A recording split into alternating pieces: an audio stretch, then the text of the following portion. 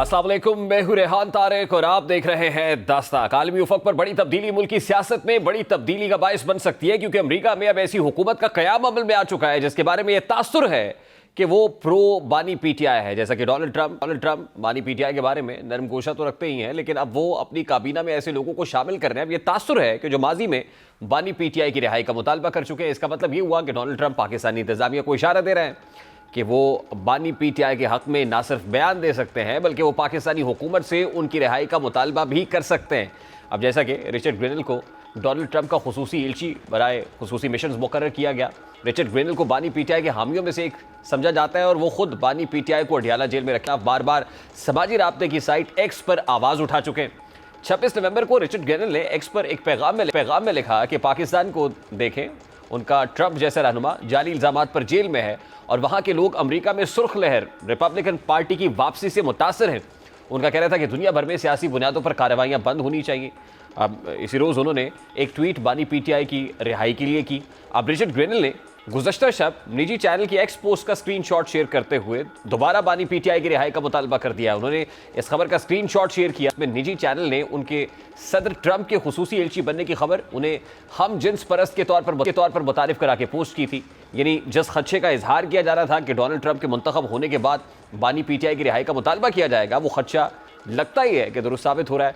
जाहिर है अभी ट्रंप की जानिब से बराह रास्त तो बानी पीटीआई की रिहाई का मुतालबा नहीं किया गया, लेकिन ट्रंप की काबीना के अफराद ये मुतालबा कर रहे हैं, तो इसका मतलब साफ है कि डोनाल्ड ट्रंप की भी यही सोच और मुतालबा है, वरना वो ऐसे अफराद को आला मनसब पर तैनात ही ना करते जो बानी पीटीआई के लिए नरम गोशा रखते हैं। अब सवाल ये है कि अगर अमेरिका की जानिब से बाज़ाब्ता तौर पर बानी पीटीआई की रिहाई का मुतालबा आ जाता है तो क्या हुकूमत इस पोजीशन में होगी कि वो अमेरिका को एब्सोल्युटली नॉट कह सके। आज से कुछ अर्सा कबल जब डोनाल्ड ट्रंप सदारती इंतखाबात में कामयाब हुए थे तो उस वक्त मुशाहिद हुसैन सैयद का कहना था कि अगर अमेरिकी इंतजामिया या सदर ट्रंप के ऑफिस से एक कॉल आई तो फिर हुकूमत को ना कहने की गुंजाइश नहीं होगी। यानी मुशाहिद हुसैन सैयद के बकौल हुकूमत के पास सिवाय इसके कोई ऑप्शन बाकी नहीं बचेगा कि बानी पीटीआई को रिहा किया जाए। यही वजह है कि वाकिफान हाल कहते हैं कि हुकूमत और ताकतवर हल्के अमेरिका में नई हुकूमत की आमद से तशवीश में मुब्तला है, जबकि ताकतवर हल्कों की जानिब से भी वाज़ेह पैगाम दे दिया गया है कि जब तक 9 मई के केसेस पर फैसला नहीं होता तब तक बात आगे नहीं बढ़ सकती। यानी तब तक तहरीक इंसाफ के साथ कोई मुज़ाकरात नहीं हो सकते। और यही वजह है कि हुकूमत और तहरीक इंसाफ में मुज़ाकरात इल्तवा का शिकार है। ऐसे में हुकूमत और इस्टेब्लिशमेंट ये देख रही है कि अमेरिका बानी पीटीआई को लेकर क्या किरदार अदा करता है, और दूसरी जानिब तहरीक इंसाफ की जानिब से सिविल नाफरमानी की तहरीक को मौखर करने की वजह भी यही समझ में आती है कि तहरीक इंसाफ अमेरिका से उम्मीदें वाबस्ता किए हुए हैं ताकि उसके दुखों का बदावा हो सके। हालांकि तहरीक इंसाफ ने तो एब्सोल्युटली नॉट का नारा लगाया था, अमेरिका को साजिशी कहा था, लेकिन अब उसी अमेरिका से इंसाफ के हुसूल के लिए उम्मीदें भी लगाए रखी। अब सवाल यह है कि क्या हुकूमत अमेरिका के बानी पीटीआई के रिहाई के मुतालबे को तस्लीम करेगी। बज़ाहिर देखें तो अमरीकी कांग्रेस में जब बानी पीटीआई के हक़ में करारदाद पास की तो जवाब में हुकूमत ने मज़म्मती करारदाद मंजूर की, जिससे ये तासुर देने की कोशिश की गई कि मौजूदा हुकूमत ने अमरीका को एब्सोल्युटली नॉट कह दिया है। और गुज़श्ता रोज़ सेनेटर इरफान सिद्दीकी का इस हवाले से गुफ्तगू में कहना है अमरीका के ऊपर बार बार मुतालबे पर शकील आफरीदी को अमरीका के हवाले नहीं किया तो हम बानी पीटीआई को भी अमरीका के हवाले नहीं करेंगे। अंदर ही अंदर हुकूमत को यह खौफ जरूर है कि कहीं बैन अल-अक़वामी सतह पर दबाव की सूरत में उसको बानी पीटीआई को रिहा न करना पड़े। यही वजह है कि आज मौलाना फजल रहमान ने कौमी असम्बली में हुकूमत के जख्मों पर नमक छिड़कते हुए अपने खिताब में कहा कि क्या मुदाखलत का ताल्लुक सिर्फ तहरीक इंसाफ और बानी पीटीआई के साथ है, हमारे आइन और पार्लियामेंट के साथ नहीं है। में या वहाँ की किसी ऐवान में एक मेंबर करारदाद पेश करता है और वो करारदाद या इमरान खान की रिहाई के लिए है या पीटीआई के हक में जाता है, तो आप यहाँ करारदाद पास करते हैं कि अमेरिका को पाकिस्तान के दाखिली मामलात में दखल देने का हक हासिल नहीं है। ये पाकिस्तान के मामलात में दखल देना, इसका ताल्लुक सिर्फ इमरान खान और पीटीआई के साथ है, हमारे इस आइन और पार्लियामेंट के साथ नहीं है। इस बारे में बात करेंगे। इस वक्त तर्जुमान पंजाब हुकूमत लीगी रहनुमा सैयद कौसर काज़वी साहब ने भी ज्वाइन किया है। अस्सलाम वालेकुम कौसर काज़वी साहब, बहुत बहुत शुक्रिया आपके वक्त के लिए। मौलाना फजल रहमान का खिताब जो पार्लियामान में हुआ आज आपने सुना, लेकिन सादा सा सवाल तो यही है कि क्या बानी पीटीआई की रिहाई का मुतालबा बाज़ाब्ता तौर पर तो अभी नहीं है, मगर जो फ़ज़ा दिखाई दे रही है, क्या पाकिस्तान इस पोजीशन में होगा कि अमेरिका को उस मुतालबे पर एब्सोल्युटली नॉट कह सके? बिस्मिल्लाहिर्रहमानिर्रहीम, रब्बि सल्लि अला मुहम्मद व आले मुहम्मद।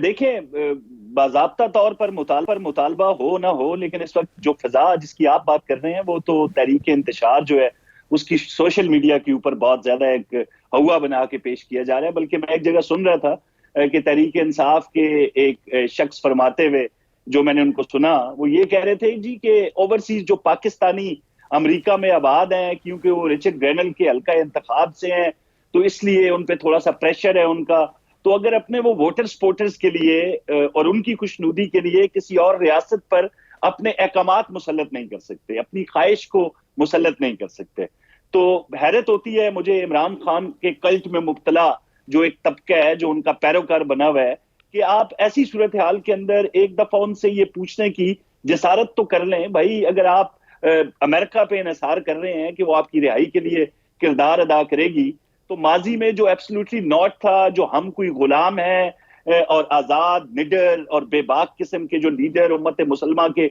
इमरान खान साहब बने हुए थे, उस बयानिए का क्या होगा? यानी आप ये कह रहे हैं कि ये बात खारिज से इम्कान है कि अमेरिका इमरान खान की रिहाई के लिए कोई प्रेशर डालेगा? एक फर्द के लिए रियासतें, अमेरिका हो या कोई हो, वो एक फर्द के लिए इस तरह के अहकामात किसी रियासत के लिए जारी नहीं कर सकते। किसी भी सूरत हाल के अंदर रियासत के अपने मफादात होते हैं, उनको वो मद्देनजर रखते हैं। रियासत के रियासत से जो ताल्लुकात होते हैं, उसमें एक मुजरिम जो जेल में कैद हो, देखिए आइडियली देखिए आइडियली ये बात दुरुस्त है जो आप कर रहे हैं, रियासत खुद मुख्तार होती है, सॉवरेनिटी उसका एक बड़ा इंपॉर्टेंट कंपोनेंट है, बड़ा इंपॉर्टेंट जुज़ है। लेकिन हमारे यहाँ अगर आप अपनी सियासी तारीख उठा के देख लें तो क्लिंटन की फ़ोन कॉल पर क्या कुछ नहीं हुआ, और उस दौरान भी जाहिर है एक हवाला तो आप देते हैं कि एटमी धमाके किए गए। दूसरी इंपॉर्टेंट चीज़ ये है कि जब एग्जिट हुआ यहाँ मुशर्रफ दौर के अंदर, तो जो कंसोर्शियम बना था वो अमरीकी सदर के कहने पर बना था। तो चेंजेस तो आते हैं सर, इंटरवेंशन तो हकीकत है, रियलिटी है, अमरीकी इस्टेब्लिशमेंट भी एक रियलिटी है सर। देखिए, आप अगर आमिर डिक्टेटर मुशर्रफ का हवाला देंगे तो उनके दौर में बहुत कुछ हुआ। आपने बड़ा जबरदस्त हवाला दिया कि जब 28 मई को जब कॉल आती है बिल क्लिंटन की मियां नवाज शरीफ को, तो वो सिर्फ ये कॉल नहीं थी कि आप जो है वो एटमी धमाके ना करें और हम आपको उसकी मद में इमदाद देंगे और जो कर्जा है माफ कर देंगे। बिल क्लिंटन ने जाती तौर पर मियां नवाज शरीफ के निजी अकाउंट में $बिलियन की ऑफर भी की थी। ये भी आपको मैं अब खबर दे रहा हूं कि वो सिर्फ ये नहीं था।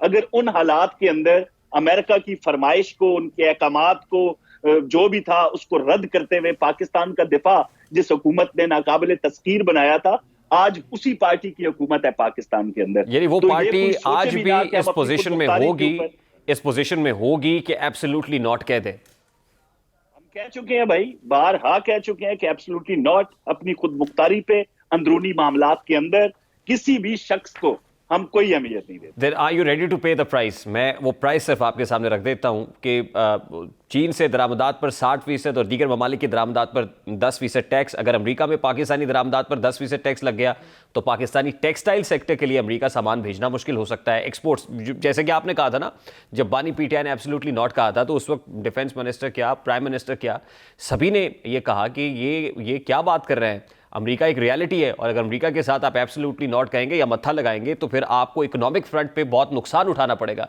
तो हम तो ऑलरेडी स्ट्रगल कर रहे हैं, तो आर यू रेडी टू पे दैट प्राइस? देखिए, अभी तो अब ट्रम्प सब जब आएंगे, वो जीत चुके हैं इलेक्शन बाज़ाब्ता तौर पर, जब वो अपना ओहदा संभाल के फिर जो मामलात सामने आएंगे, कोई मुतालबा, मुझे नहीं लगता कि इस तरह का मुतालबा अमेरिका की तरफ से आएगा।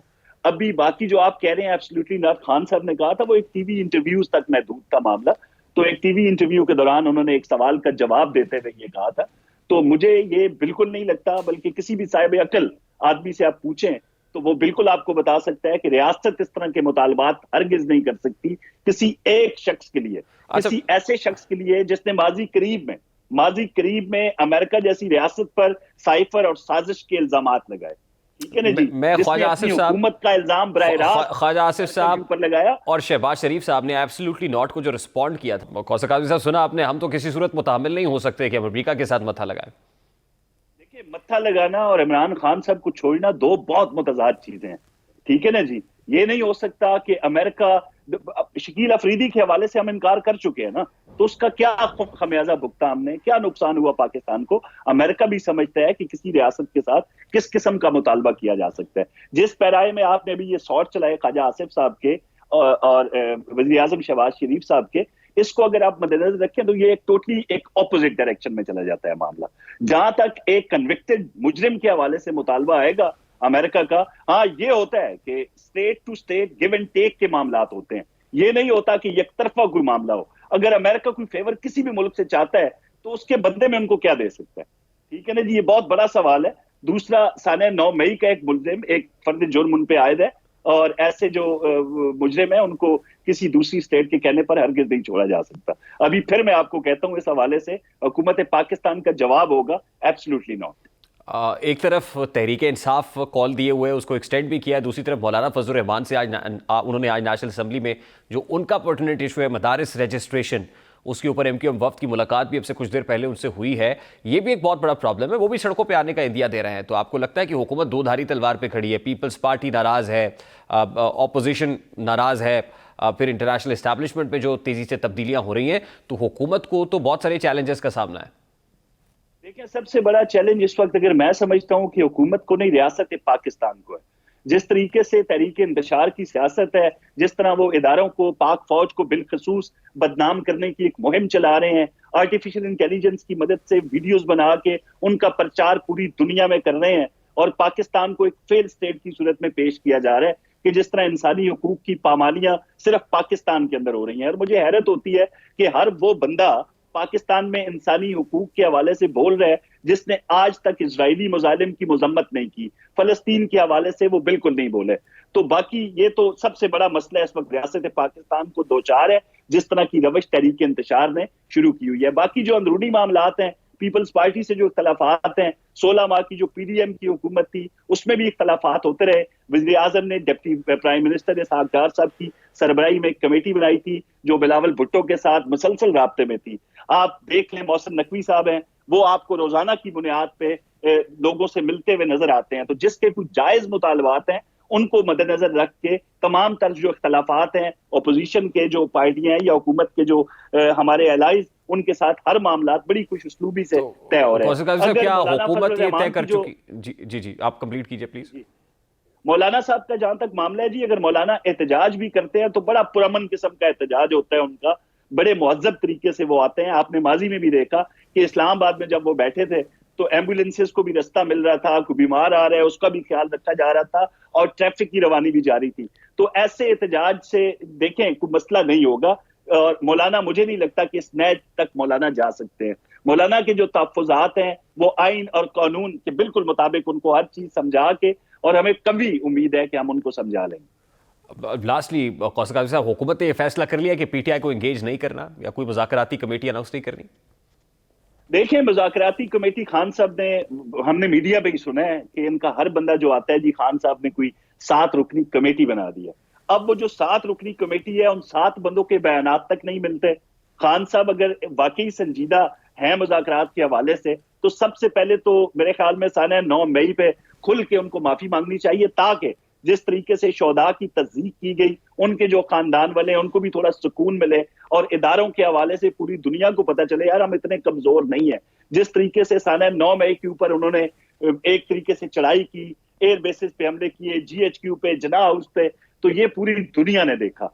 और जो दुश्मनान पाकिस्तान है उन्होंने उन फुटेजेस की, उन वीडियोस को अपने मीडिया पे नशर करके पाकिस्तानी फौज की मजीद तस्दीक की। तो ये सारी चीजें तो कौम के सामने है। अगर वो वाकई संजीदा है मुज़ाकरात के हवाले से तो सबसे पहले तो शर्मिंदगी का इजहार करें, साना 9 मई पे माफी मांगे, फिर उसके बाद अपने रवैये में भी थोड़ी तब्दीली लेके आए, क्योंकि उनकी कोई एक स्टेटमेंट, कोई बयान सामने नहीं आता। उनके जितने लोग मीडिया पे आते हैं उनके बयानात, उनकी स्टेटमेंट्स आप देख लें, वो अभी भी जो है उनका जो पारा है वो इस तरह है कि जिस तरह उनसे बड़ा कोई पाकिस्तान का मुहिब नहीं है, उनसे बड़ी कोई जमात नहीं है, उनसे बड़ा कोई मकबूल लीडर नहीं है।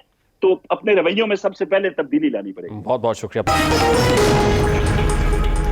कौमी असम्बली का जब भी इजलास होता है तो हमेशा गर्मा गर्मी का माहौल नजर आता है, खास तौर पर अब एक ऐसे वक्त में जब मुज़ाकरात को लेकर हुकूमत और PTI में डेडलॉक की फजा कायम है। लेकिन इसके बावजूद आज कौमी असम्बली के इजलास में दोनों जानिब से माहौल गर्म होने की बजाय कदरे ठंडा नजर आया है, क्योंकि हुकूमत और PTI मुज़ाकरात को लेकर एक दूसरे से शिकवे शिकायतों का सिलसिला शुरू किए हुए हैं। कम से कम ये बात तो खुशाइंद है कि बाज़ाब्ता तौर पर हुकूमत और PTI में मुज़ाकरात न सही, कम से कम इस हवाले से दोनों फरीकैन पार्लियामान में बहस करते दिखाई दे रहे हैं। अलबत्ता दोनों फरीकैन की मुज़ाकरात को लेकर अपनी अपनी डिमांड्स हैं। तहरीक इंसाफ मशरूत तौर पर मुज़ाकरात की हामी है, जबकि हुकूमत का मौक़िफ़ वाज़ेह है कि जब तक तहरीक इंसाफ सिविल नाफरमानी की तहरीक को मुकम्मल वापस नहीं लेती तब तक मुज़ाकरात नहीं हो सकते। आज इसी हवाले से ख्वाजा आसिफ का ऐवान में गुफ्तगू करते हुए कह रहा था कि पेश की शराइत ना जा सकता, और जाहिर है इस पॉइंट पर मुज़ाकरात नहीं हो सकते कि गन पॉइंट पर मुज़ाकरात किए जाएं। PTI ने सिविल नाफरमानी की तलवार लटकाई हुई है। ख्वाजा आसिफ क्या कह रहे थे, ज़रा सबसे पहले उसकी एक झलक आपके सामने रखता हूं। मुज़ाकरात की कोई बाज़ाब्ता कोई शुरुआत जो है नहीं की गई। ये गन पॉइंट के ऊपर तो मुज़ाकरात नहीं हो सकते कि आप बार बार जो है इस्लामाबाद पे हमला करें, साथ जो है कॉल दें सिविल नाफरमानी की, और उसके बाद के मुज़ाकरात भी होने हैं। यानी हुकूमत ऐसा कोई तासुर नहीं देना चाहती जिससे ये लगे कि हुकूमत तहरीक इंसाफ के हाथों ब्लैकमेल होकर मुज़ाकरात की मेज़ पर बैठने को तैयार हुई। इसीलिए हुकूमत का ये मानना है कि जब तक सिविल नाफरमानी की तहरीक की कॉल को मुकम्मल वापस नहीं लिया जाता तब तक तहरीक इंसाफ से कोई मुज़ाकरात नहीं होंगे। लेकिन दूसरी जानिब पीटीआई रहनुमा अली मोहम्मद खान का कहना है कि हम मुज़ाकरात की भीख नहीं मांगते, बानी पी हो ही जाएंगे। इमरान खान भी इंशाल्लाह 500 दिनों से खड़ा है, हम मुज़ाकरात की भीख नहीं मांगते। अगर तुम समझते हो कि उसका अंदर रख के मुल्क चला सकते हो, चला के देख लो। तहरीक इंसाफ एक तरफ मुज़ाकरात पर जोर दे रही है, दूसरी जानिब तासुर दे रही है कि वो इतनी कमज़ोर नहीं है कि उसको मुज़ाकरात की ज़रूरत है। अब अली मोहम्मद खान का ये कहना कि अगर मुज़ाकरात नहीं होते तो भारी पीटीआई फिर भी रिहा हो जाएंगे, यानी तहरीक इंसाफ अमरीका में बदलती हुई हुकूमत पर नज़र रखे हुए है। दूसरी अहम बात यह है कि हुकूमत की जानिब से माइनस बानी पीटीआई के तहत मुज़ाकरात की हामी भरी गई है और ये दावा साहबजादा हामिद रजा कर रहे हैं।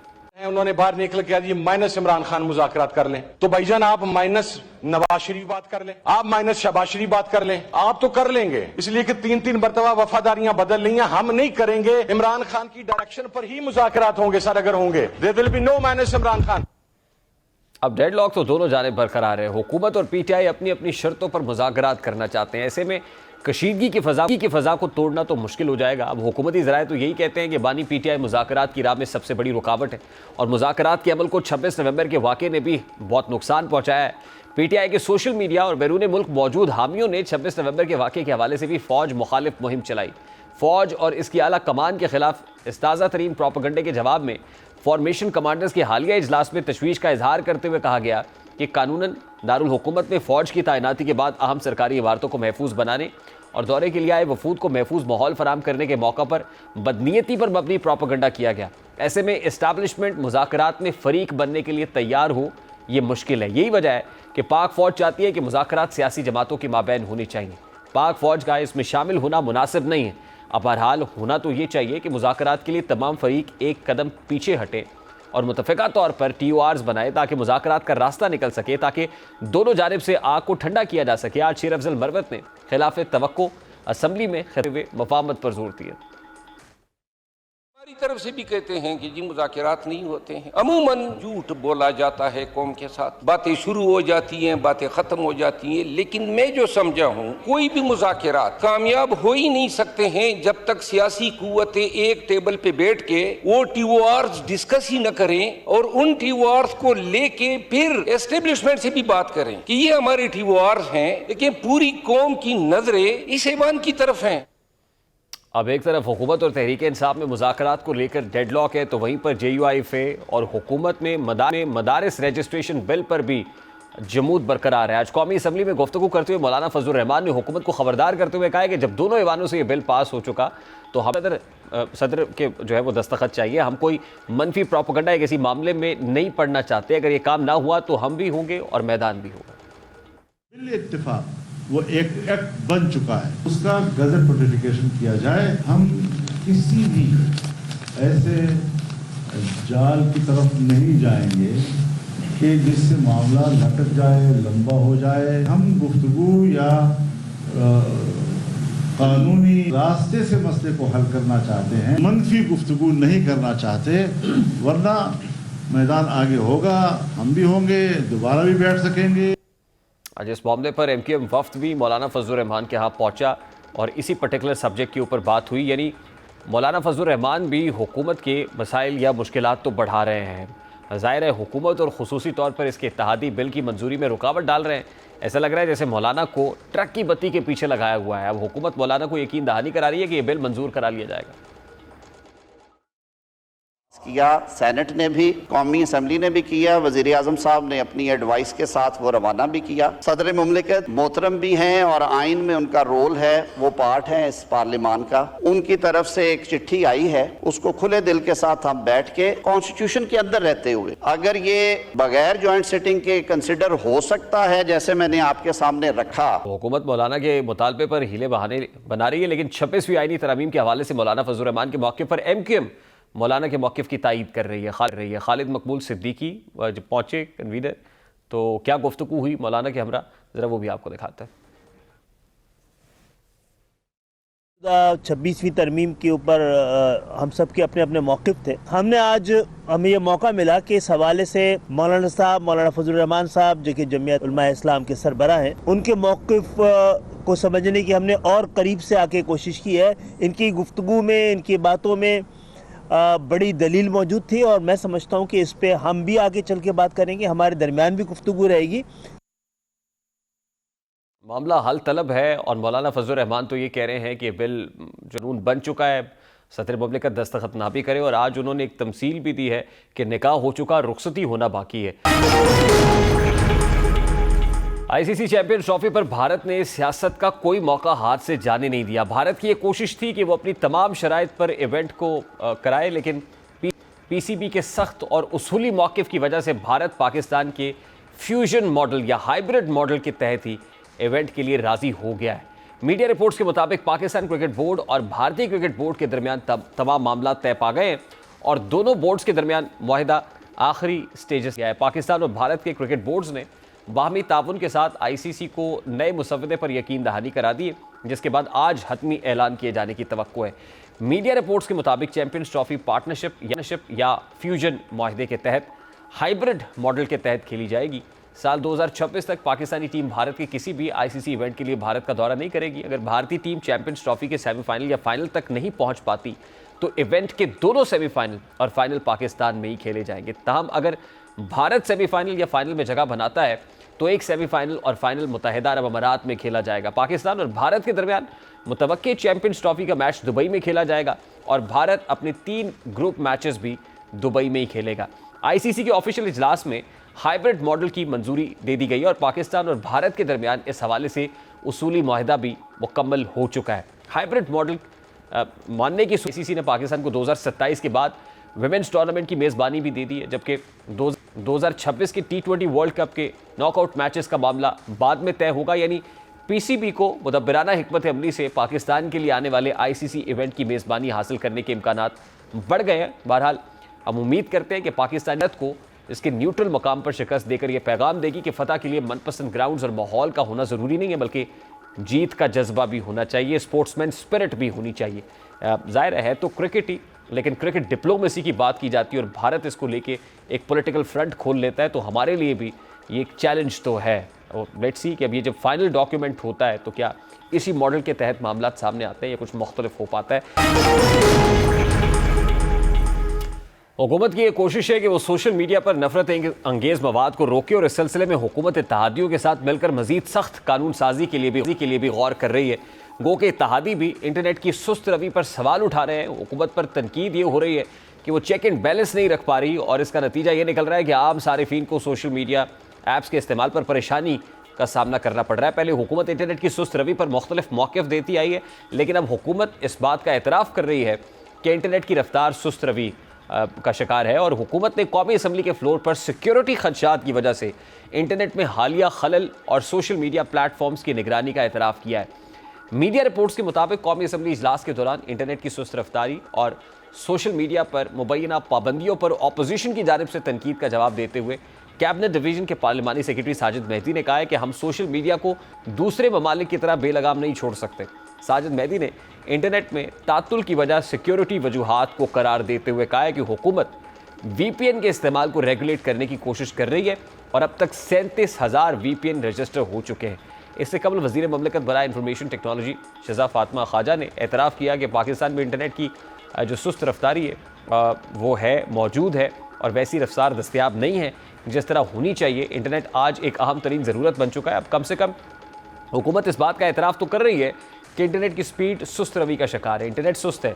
ऐसे में हुकूमत को चाहिए कि वो सारिफीन को बिला तात्तुल इंटरनेट की फराहमी को यकीनी बनाने के लिए इक़दाम उठाए ताकि हमारी IT इंडस्ट्री तरक्की कर सके। ये काफ़ी नहीं है कि सिक्योरिटी रीजंस की वजह से इंटरनेट एक्सेस नहीं है या इंटरनेट की स्पीड डाउन है, बल्कि इस पर ये पूरी इंडस्ट्री बेस करती है, IT इंडस्ट्री बेस करती है, जिससे पाकिस्तान फॉरेन एक्सचेंज मुल्क के अंदर लेके आता है। और अगर ये इंडस्ट्री ज़वाल पजीर होगी, ज़बूहाली का शिकार होगी तो एक अच्छा खासा चंक है जिससे हम महरूम हो सकते हैं। इकॉनमी के लिए एक बड़ा ब्लो हो सकता है कि मुल्क के फ्रीलांसर्स मायूस हो, IT इंडस्ट्री यहाँ से शिफ्ट होना शुरू हो जाए ये एक बहुत बड़ा चैलेंज है। शायद इसकी रियलाइजेशन अभी उस लेवल पे या हुकूमती सतह पर नहीं है जैसा इदराक होना चाहिए, और कंपैरेटिवली जो अक़वाम आलम है वो जिस अंदाज़ में इसको लेके चल रही है, जितनी सीरियसनेस का मुजाहरा कर रही है, शायद हमारे यहाँ वो संजीदगी का लेवल नहीं है। अगर होगा तो शायद उस वक्त होगा कि जिस वक्त हम बहुत ज़्यादा नुकसान उठा चुके होंगे। प्रोग्राम का वक्त अपने इख्तिताम को पहुँचा होगी इंशाअल्लाह। कल अपना रखिए ख्याल। अल्लाह हाफ़िज़।